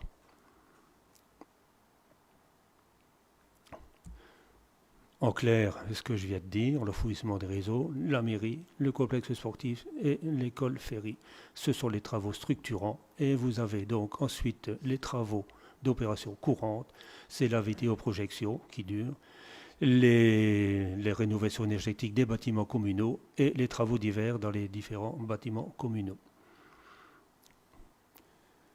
L'équipement des services en détail donc de matériel, mobilier et véhicules. Les plantations, ça c'est l'équipement, c'est plus les bâtiments ni les gros travaux. Et là je crois que c'est la dernière. Merci Monsieur Sass et merci à Madame Delbecq également pour le travail qui a été fourni, à Madame Van Kortenbosch également qui l'a épaulé. Mesdames et messieurs, y a-t-il des questions, des observations? Monsieur Spadavec. Merci Monsieur Sass pour cet exposé sur lequel je ne suis pas nécessairement d'accord intégralement, mais en tout cas merci pour cette clarté et pour ces précisions et pour cet effort de nous expliquer ce qu'il en est. Alors par contre, je suis quand même extrêmement déçu. Et ça, si vous voulez, on va dire que l'objet principal de ce conseil municipal, c'est ce qu'on appelle le débat d'orientation budgétaire, présentation du rapport d'orientation budgétaire 2023. Tout ce que vous avez présenté et qu'on aurait bien aimé avoir soit en commission, soit à minima dans l'ordre du jour du conseil municipal, eh bien nous le découvrons comme tous les gens qui assistent à ce conseil municipal. Ils ne sont pas nombreux d'après ce que je comprends sur Facebook, je le regrette. On a un public dans la salle que je salue également. Mais en tout cas, moi je considère que l'opposition n'a absolument pas les moyens de se prononcer sur ce débat d'orientation budgétaire dans la mesure où nous n'avons eu aucune pièce comptable nous permettant de le faire. Donc je vous remercie, c'était très bien fait, mais ça aurait été mieux quand même si on avait pu avoir ça largement avant ce conseil municipal. Bon, une petite précision, on ne se prononce pas sur le débat, on se prononce sur le rapport. Hein, là, je vous ai fait un rapport, le débat c'est maintenant. Oui, mais comment débattre quand on n'a pas les éléments d'information? Je suis quand même désolé et je pense que beaucoup de gens seront d'accord avec moi.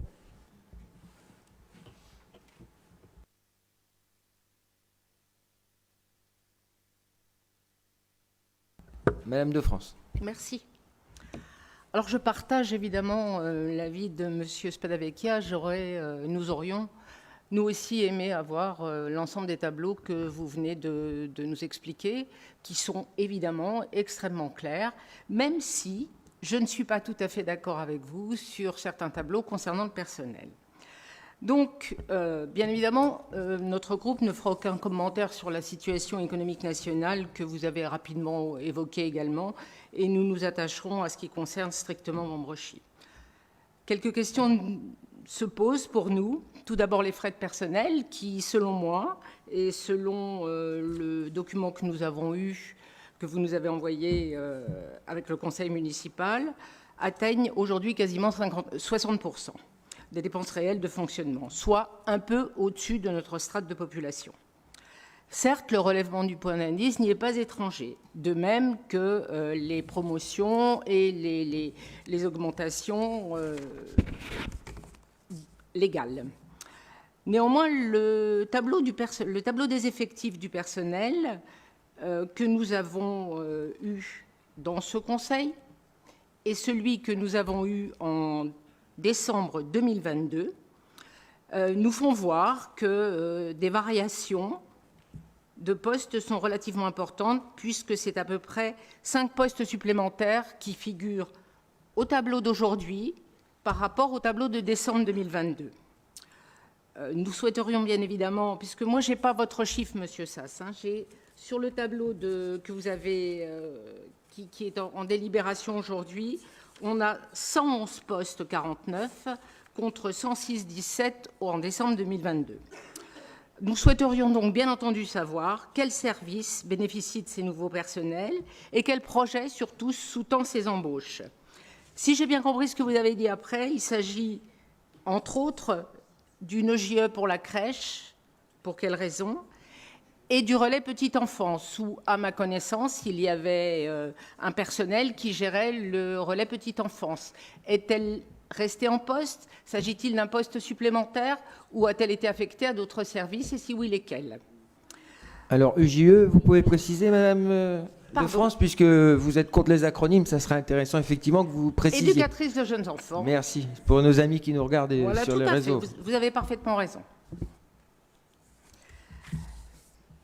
Alors, notre question porte donc sur le surcoût de ces recrutements, ou si vous préférez une autre formulation, quel est le coût du relèvement du point d'indice et quel est le coût de ces recrutements? Enfin, vous prévoyez à nouveau pour 2023 une nouvelle augmentation non négligeable des dépenses de personnel, près de 350 000 €. C'est ce qui figure dans la délibération qui nous a été adressée. Nous comprenons là aussi que vous incluez sur la totalité de l'année le relèvement du point d'indice. Vous évoquez également, et on l'a dit à plusieurs reprises au cours de ce conseil municipal, le recrutement du directeur du CCAS. Y a-t-il d'autres embauches de prévues? Et si oui, lesquelles? Et encore une fois, pour quel projet? Enfin, Monsieur Sass, vous évoquez dans le cadre des perspectives 2023, et je vous cite, la nécessité de faire face à la crise énergétique et à la crise économique, avec l'accroissement des matériaux, l'inflation galopante et ses répercussions, notamment sur le fonctionnement du CCAS. Il faut avouer que nous avons dû mal comprendre, puisque d'un côté, on embauche un directeur pour le CCAS qui laisse penser que le secteur d'activité va croître de manière significative, ce que personnellement nous souhaitons, et que de l'autre, on projette des difficultés de fonctionnement de ce même établissement.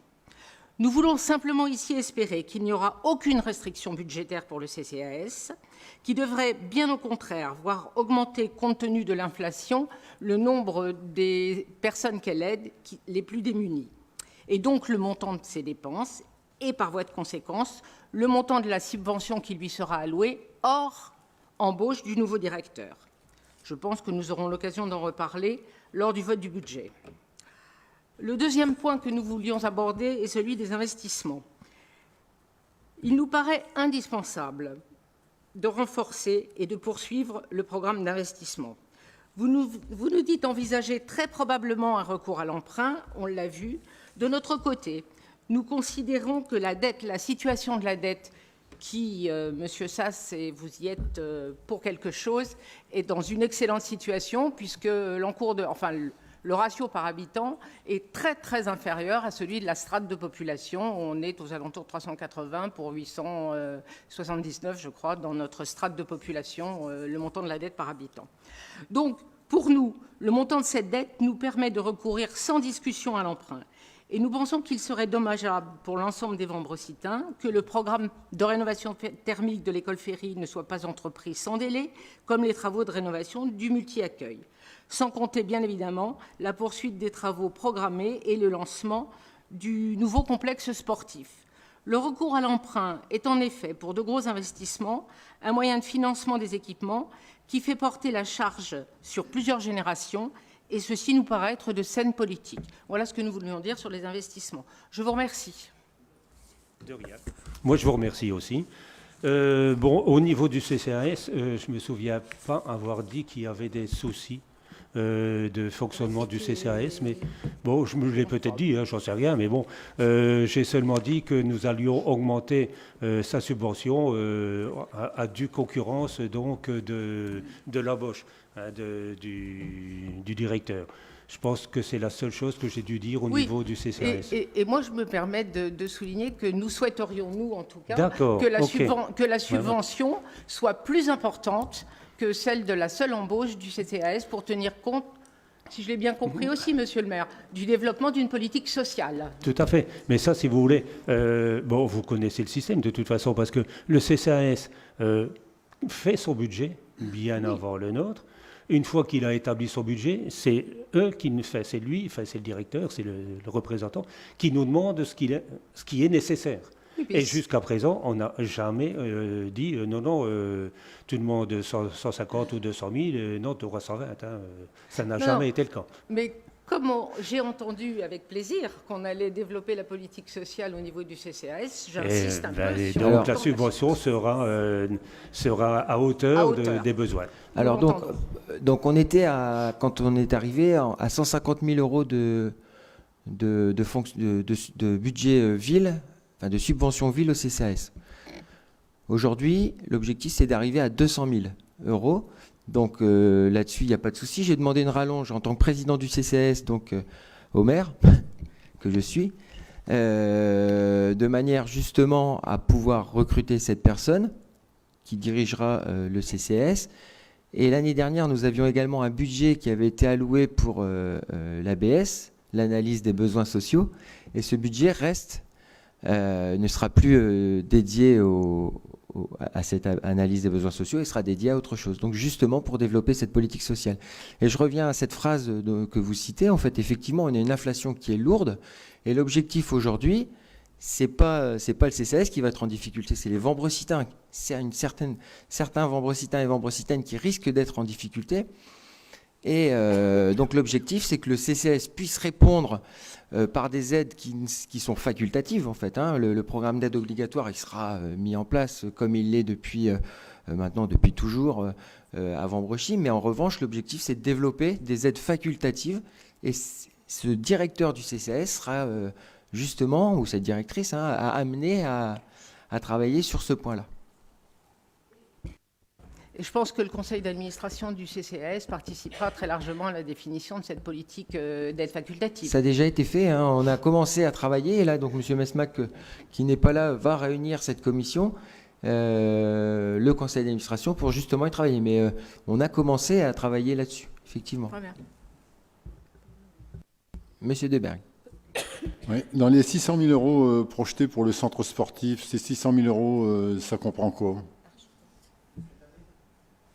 Ouais, moi, donc on a 514 000 euros qui sont les frais d'architecte. Sur 2022, on a réglé le programmiste et on n'a rien réglé au niveau des architectes, donc ça va venir en 2023.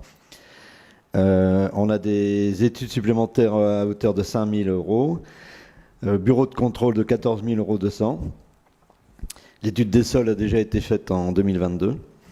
La géothermie, 16 000 euros. Et le géomètre, 800 euros.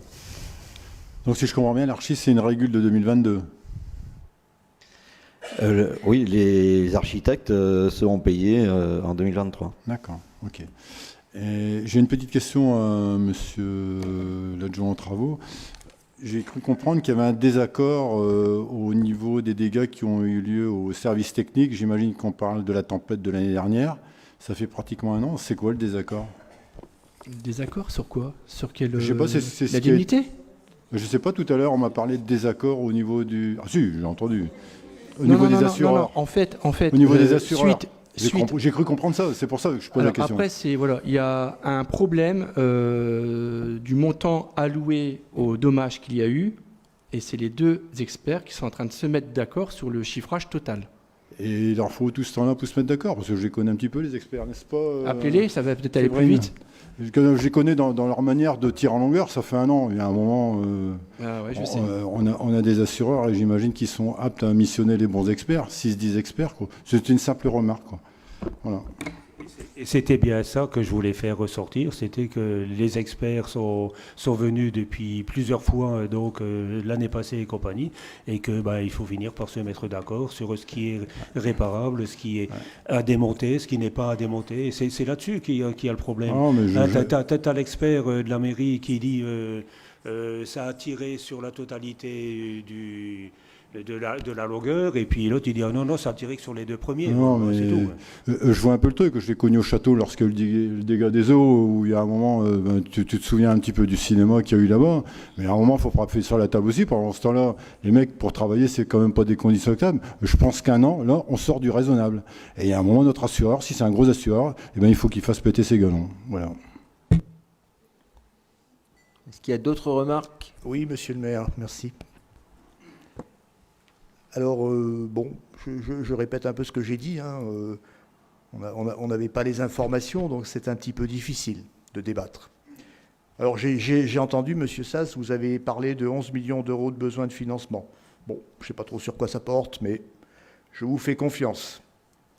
Ensuite, heureusement, on a eu quelques informations un peu plus précises lors de la commission finances que vous avez animée. Et je vous en remercie d'ailleurs. Je reviens quand même sur ce qu'a évoqué M. René Debert, les 600 000 euros pour les études du complexe sportif. Donc, je comprends que sans aucun débat en conseil municipal, cet investissement de plus de 10 millions d'euros va être décidé. Vous avez décidé, vous avez choisi un modèle de concept pour ce complexe sportif, sans que l'opposition et sans que les Vambreciens soient informés de ce que vous avez choisi. Où vous avez présenté en conseil municipal ce projet? Nulle part. Et, si vous voulez, vous nous dites, allez, on a 500 000 euros pour payer un architecte. Mais qui est d'accord avec votre projet? Pensez-vous que les Vambreciens, alors que l'inflation est pharaonique, alors que les gens vivent des difficultés, alors que vous ne savez pas si ces 10 millions vont se transformer en 15 millions, voire en plus, mais vous avancez, sans nous avoir évoqué quel projet vous avez choisi. Parce que nous autres à l'opposition, on a des arguments. On souhaiterait quand même qu'il y ait une optimisation un petit peu plus sérieuse qui soit faite entre le complexe Cibier et le futur complexe sportif. Pas uniquement pour faire plaisir à, je dirais, bon, je ne qualifierais pas quoi, mais voilà, on aimerait quand même bien en savoir un petit peu plus, savoir rentrer dans le détail. Vous avez prévu une salle avec gradin dédié basket, etc., etc. On peut rentrer dans le détail. Et nous, on a une vision qui est un petit peu plus économe. On peut gagner quelques millions d'euros. On peut essayer de sauvegarder nos dépenses. Parce que, monsieur Sass, vous l'avez bien évoqué, et vous avez raison, pour l'instant, l'encours de la dette, grosso modo, il se stabilise et même il baisse. Mais qu'en sera-t-il? Qu'en sera-t-il quand on va se retrouver avec un complexe sportif dont les coûts vont exploser? Voilà une première question. Ensuite, on pourra peut-être, si j'y suis autorisé, débattre du reste. Merci. Allez-y, je vous écoute. Merci de me répondre, monsieur le maire. Merci. Alors donc effectivement, vous avez des arguments, mais manifestement vous ne connaissez pas la manière de faire dans un marché public.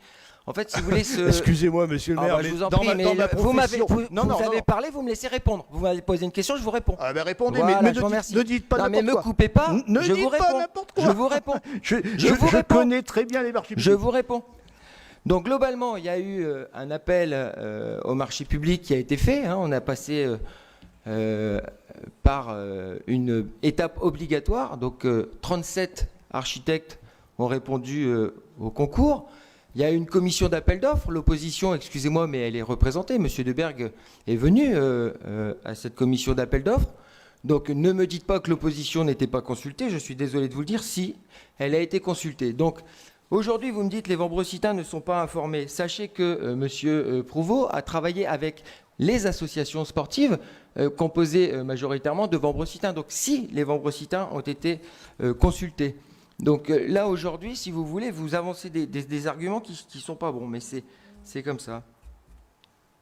Donc pour répondre au budget de fonctionnement, vous me parlez du fonctionnement de ce bâtiment. Donc ce bâtiment, ça sera un bâtiment aujourd'hui qui est considéré comme passif, donc c'est-à-dire qui sera chauffé également par comment ça s'appelle, de la géothermie, qui sera constitué normalement en paille. En tout cas, c'est ce qu'on a demandé. Donc bâtiment de paille hyper isolé avec un ampluvium au milieu qui permettra de ventiler le bâtiment l'hiver, qui permettra de le réchauffer parce que ça provoque, alors je ne suis pas architecte, je ne suis pas spécialiste, mais en tout cas les spécialistes nous ont effectivement présenté ce bâtiment comme étant hyper vertueux. Et dans le cadre du projet REV 3 porté par la région, dans le cadre d'autres subventions étatiques, ce projet normalement devrait être subventionné à forte hauteur, puisqu'il répond vraiment à tous les critères aujourd'hui répondant à une sobriété plus qu'énergétique. Écoutez, monsieur le maire, je suis quand même...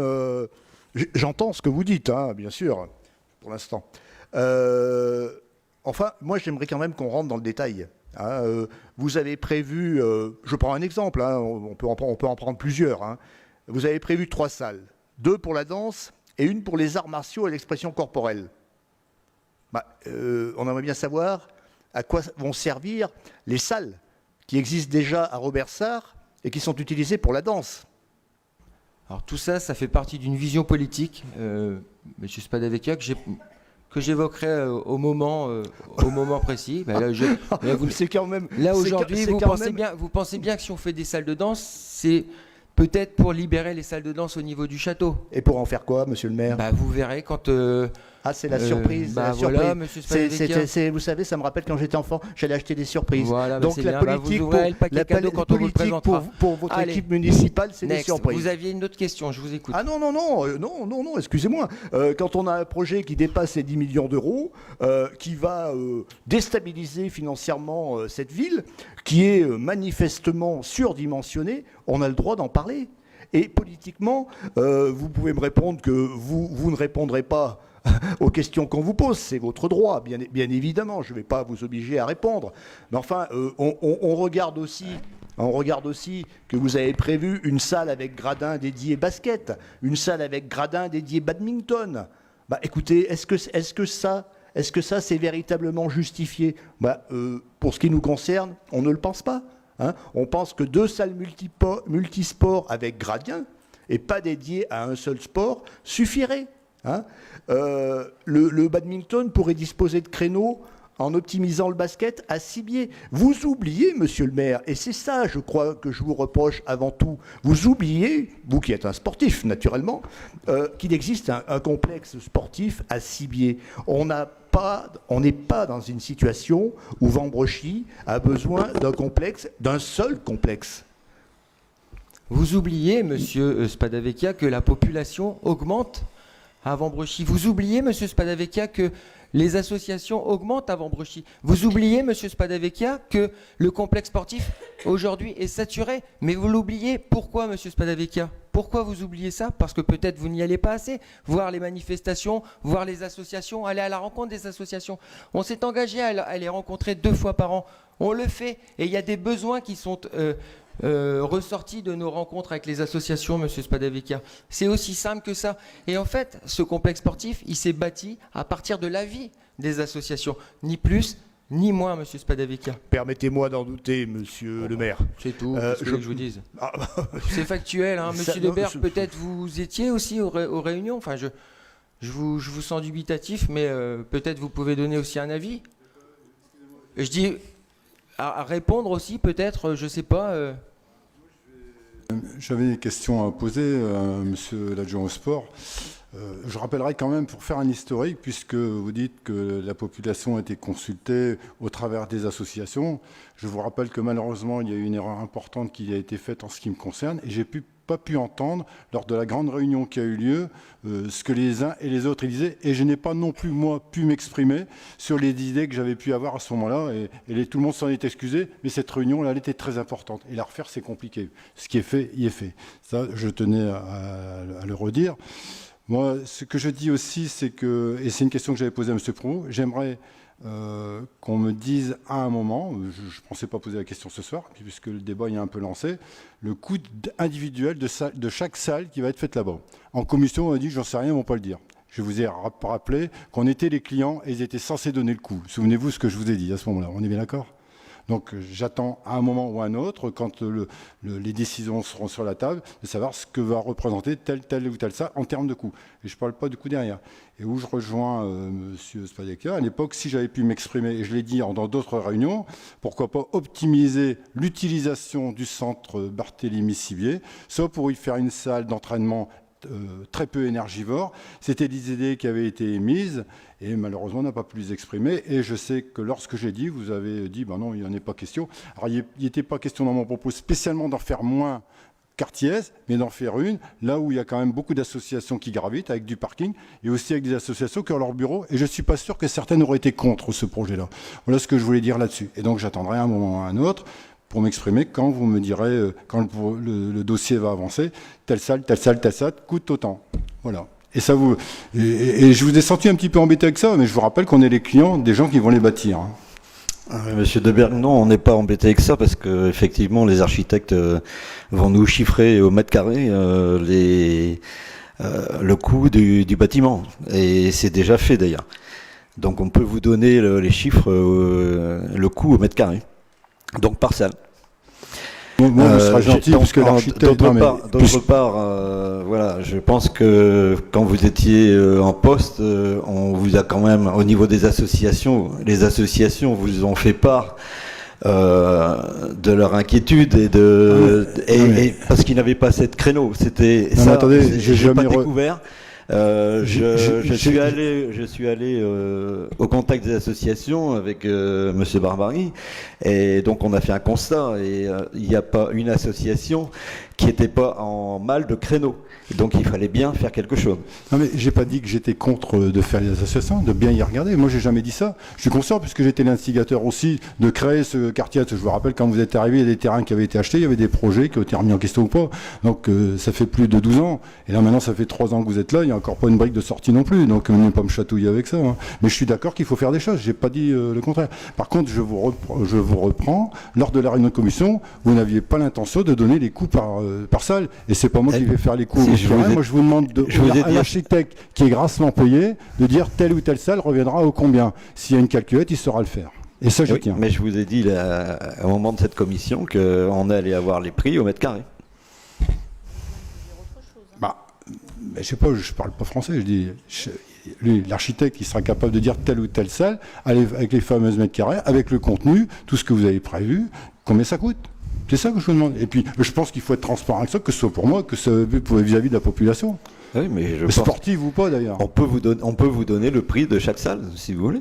D'accord, c'est ma demande. Voilà. Ça me paraît justifié. Enfin, voilà. Bien, merci. Excusez-moi, je souhaite compléter. Vous êtes déjà intervenu. Non, mais c'est un débat. Je vous rappelle comment ça a fonctionné. Vous avez pris la parole en premier. Vous avez dit j'ai rien à dire.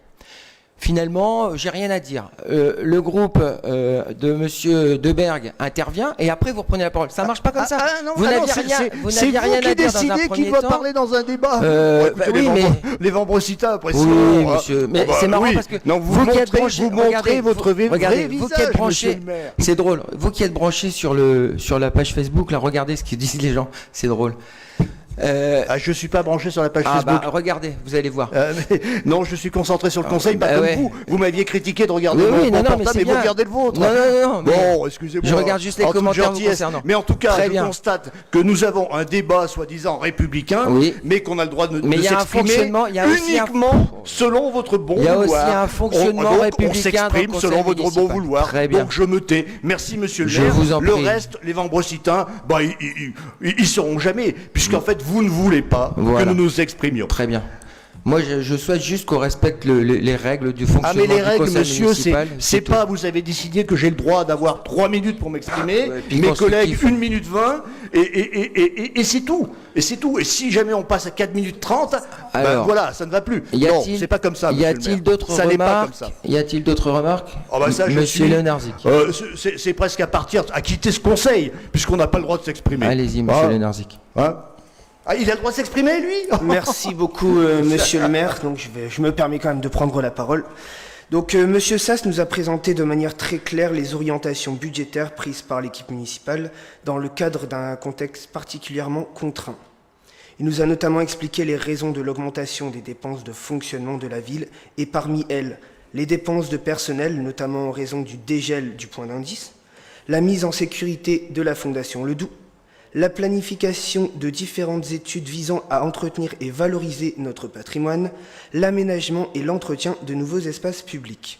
Des choix que la majorité assume et soutient. Certaines décisions sont de notre responsabilité d'élus. D'autres étaient inscrites dans nos objectifs programmatiques. Parallèlement, et grâce à une gestion financière saine et équilibrée, l'investissement se poursuit pour offrir aux Vambrositaines et aux Vambrositains un cadre de vie toujours plus agréable et des services de qualité. Aucun emprunt n'a dû être contracté cette année. Cette situation témoigne du sérieux de notre groupe et c'est pourquoi nous voterons pour cette délibération. Merci. Merci, monsieur Lenarzic. Bien, je vais mettre au vote donc cette délibération. Enfin, je m'insurge encore une fois Alors, qui contre est- le fait que vous nous ayez interdit de nous exprimer. Non, je vous ai pas interdit, vous avez parlé en premier, monsieur et vous Spadavecchia. refusez que nous nous exprimions. Je le note. Notez. Voilà, c'est tout. Donc, je rappelle, c'est une honte. Vous c'est êtes une honte. exprimé en premier. C'est une honte. Vous avez dit monsieur j'ai le maire. rien à dire. C'est une honte. Je rappelle. Vous voulez bâillonner D'accord, l'opposition. très bien. C'est tout. Donc je rappelle, j'ai rien à dire. Finalement, je donne la parole à l'autre groupe Ah non, qui j'ai s'exprime. pas dit que j'avais rien Si, à si, dire. monsieur Vous ne nous Spadavecchia, avez vous pas avez dit ça. fourni. D'ailleurs, c'est à Très se bien. demander si c'est bien légal. Est-ce que c'est bien légal de ne pas nous fournir tous les éléments qui sont présentés au conseil municipal? J'ai un doute. J'ai un doute sur la légalité de cette délibération. Alors, y a-t-il des objections? Des abstentions? Donc, merci. Ah. D'accord, pas de problème. Donc, 2 contre, 4 abstentions. Merci. 1, 2, 3, 4 abstentions. Alors, me vient le temps maintenant de répondre aux questions. Alors, donc vous ne m'avez pas posé de questions ensemble pour Vambrochy. Alors, c'est très bien, merci. Une nouvelle ère pour Vambrochy, je vous écoute. Bonsoir à tous. Petit aparté, en fait, nous vous avions demandé lors du dernier conseil la disposition d'une boîte aux lettres et nous vous remercions, vous et votre équipe, d'avoir fait le nécessaire. C'était une petite aparté avant de vous poser la question. Donc la question. Monsieur le maire, de nombreux Vambrositains souhaitent savoir si vous allez demander à Voies navigables de France de rouvrir l'accès au pont du Vergalan, rive gauche, au moins le week-end et peut-être même en semaine, lorsqu'il n'y a pas de déchargement de péniche sur le site de stockage d'Ébou. Merci. Alors, monsieur Dossi, merci pour votre question. Donc, comme vous le savez, nous ne sommes pas propriétaires des berges. Les berges sont partagées entre les Voies navigables de France et à ce niveau-là par Port de Lille. Donc aujourd'hui, Port-de-Lille est plutôt frileux pour ouvrir parce qu'ils ne veulent pas prendre la responsabilité d'un accident sur cette partie dont vous parlez, hein, qui se trouve entre deux barrières, donc au niveau comment je vais dire, de la ZIP, zone industrielle portuaire, Vambreux-Citaine. Aujourd'hui, la demande a été faite d'ouverture. Donc là, aujourd'hui, j'attends une réponse de Voies navigables de France qui pourrait éventuellement donner son accord pour cette ouverture. Je vous remercie. J'enchaîne avec la deuxième question. Des articles parus dans la presse entretiennent le flou sur le tracé du tram à Vambrochy ainsi que l'emplacement de la station de maintenance. Nous vous remercions de faire un point de la situation et de nous indiquer quelles options ont votre préférence. Merci. Alors, donc la délibération 22C0398 métropolitaine, hein, donc confirme la poursuite du projet et des études sur ce projet. Vous me parlez du centre de la station de maintenance, donc c'est un centre de remisage et de traitement, hein. Donc elle a été actée par cette même délibération donc sur le site Verbaudet, qui est pour 80% Marquetois et 20% Vambreux-Citain. Et mes options de préférence, c'est celles qui finalement répondront le mieux aux études qui sont conduites par la métropole européenne de Lille. Études donc qui se réfèrent à 14 critères. Et voilà, aujourd'hui j'attends, tout en sachant que je reste, posé sur le fait qu'il n'y aura pas d'expropriation de personnes, et ça c'est vraiment le point le plus important pour moi. Donc si le tracé qui m'est proposé voit des expropriations, on dira non. Je vous remercie. Je laisse la parole pour la troisième question à M. Spadavica. Puisque là, je suis autorisé à poser une question. Donc, c'est quand même sympathique. Oui, monsieur le maire, c'est quand même, votre attitude est quand même, pose problème, pose un sérieux problème démocratique. Vous, ça ne vous apparaît pas, c'est ce qui m'inquiète un petit peu. Mais bon, revenons à des choses plus sympathiques. Donc, même si les pluies sont récurrentes ces dernières semaines, hein, on voit qu'il pleut, de nombreuses inquiétudes existent pour tout ce qui touche la ressource en eau de la région. Ne serait-il pas envisageable, à l'instar de ce qui se pratique dans des communes voisines, d'offrir à chaque foyer vambreux-citain, ou au moins de subventionner, un kit hydroéconome composé de mousseurs pour robinet. Hein, je précise que ça peut permettre de passer de 12 litres par minute de consommation à 5 litres, et d'un économiseur d'eau pour la douche, où on passe de 14 à 8 litres, hein, ce qui peut permettre d'atteindre, dans les conditions optimum, j'en conviens, 50% d'économie de consommation d'eau. Merci, monsieur le maire. Donc ces mousseurs dont vous parlez, ça coûte 3 €. Donc non, nous ne subventionnerons pas ces mousseurs.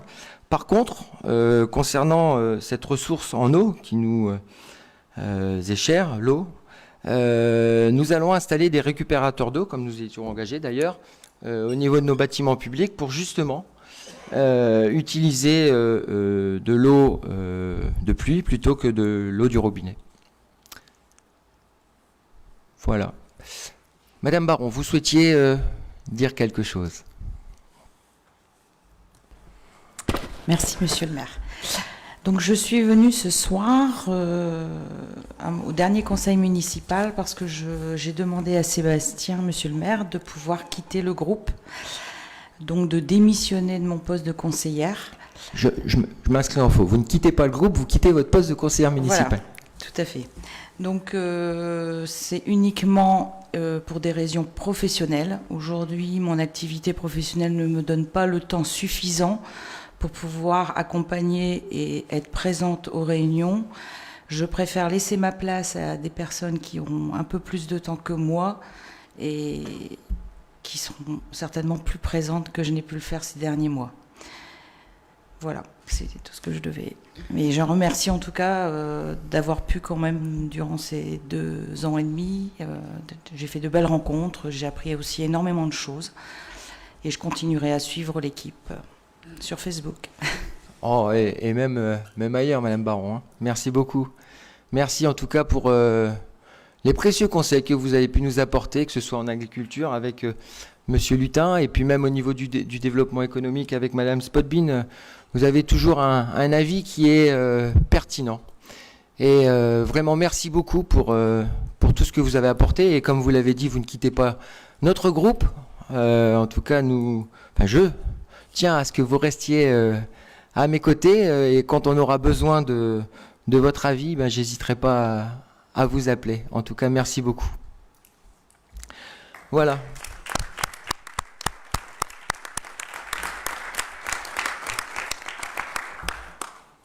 Me vient à remercier maintenant toutes les personnes qui nous ont regardés sur les réseaux sociaux. Mesdames Broda et Lemire qui ont assuré la traduction en langue des signes. Il y a un bel article sur elle et sur lui, puisqu'il y a aussi un traducteur. Il n'y a pas que des traductrices. Il y a un bel article qui est paru ce matin dans la presse. À ce propos de la presse, je la remercie également de sa présence.